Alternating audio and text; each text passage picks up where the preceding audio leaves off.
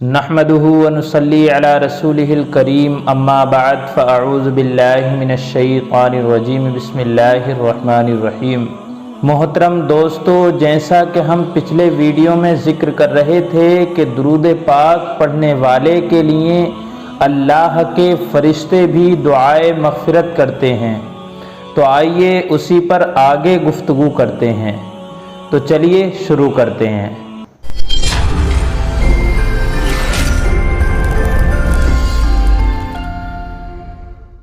نبی کریم صلی اللہ علیہ وآلہ وسلم نے فرمایا کہ اللہ کے کچھ فرشتے مقرر ہیں کہ جو ذکر کے حلقے تلاش کرتے رہتے ہیں، پس جب کسی حلقہ ذکر پر آتے ہیں تو ان لوگوں کو گھیر لیتے ہیں، پھر اپنے میں سے ایک گروہ فرشتوں کو قاصد بنا کر آسمان کی طرف اللہ تبارک و تعالی کے دربار میں بھیجتے ہیں۔ وہ فرشتے بارگاہ رب العزت میں جا کر عرض کرتے ہیں، مولا، ہم تیرے کچھ ایسے بندوں کے پاس گئے تھے جو تیرے انعامات کی تعظیم کرتے ہیں، تیری کتاب پڑھتے ہیں اور تیرے نبی کریم صلی اللہ علیہ وآلہ وسلم پر درود بھیجتے ہیں اور تجھ سے اپنی آخرت اور دنیا کے لیے دعا کرتے ہیں۔ اس پر اللہ تبارک و تعالی فرماتا ہے کہ ان کو میری رحمت سے ڈھانپ دو۔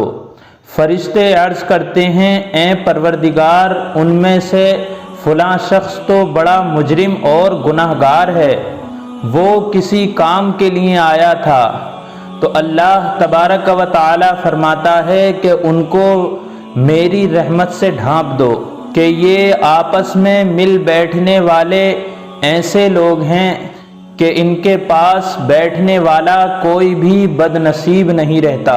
جس نے مجھ پر درود پاک لکھا، اللہ کے رسول علیہ الصلاۃ والسلام کا فرمان ہے کہ جس نے میرا نام لکھا تو جب تک میرا نام اس کتاب میں لکھا رہے گا تب تک فرشتے اس کے لیے دعائے مغفرت کرتے رہیں گے۔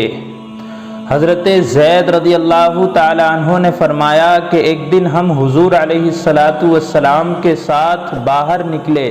جب ہم ایک چوراہے پر کھڑے ہوئے تو ایک اعرابی آیا، اس نے سلام عرض کیا تو رسول اکرم صلی اللہ علیہ وآلہ وسلم نے اس کا جواب دیا۔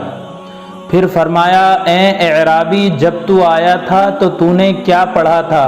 کیونکہ میں دیکھ رہا ہوں کہ وہاں فرشتوں نے آسمانوں کے کناروں کو بھرا ہوا ہے۔ اعرابی نے عرض کیا، حضور، میں نے درود پاک پڑھا تھا۔ تو سامعین حضرات، یہ ہے درود پاک کی برکت کہ جہاں پر بھی درود پاک پڑھی جائے اللہ تبارک و تعالی نور و انوار کی بارشیں فرماتا ہے۔ حدیث مبارک کے اندر آتا ہے، حضرت عامر بن ربیعہ رضی اللہ تعالی عنہ سے مروی ہے کہ رسول اکرم صلی اللہ علیہ وسلم نے خطبہ دیتے ہوئے دوران خطبہ ارشاد فرمایا کہ بندہ جب تک درود پاک پڑھتا ہے اللہ تبارک و تعالی کے فرشتے اس پر رحمتیں نازل کرتے رہتے ہیں، یعنی اس کے لیے رحمت کی دعائیں کرتے رہتے ہیں۔ اب تمہاری مرضی ہے کہ تم مجھ پر درود پاک کم پڑھو یا زیادہ پڑھو۔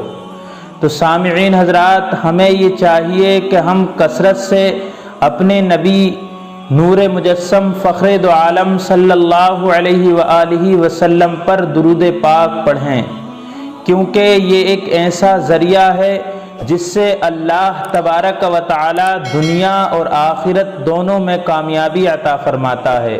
اللہ تبارک و تعالی سے دعا ہے پروردگار عالم ہمیں بھی کثرت سے درود پاک پڑھنے کی توفیق عطا فرمائے، آمین۔ السلام علیکم ورحمۃ اللہ وبرکاتہ۔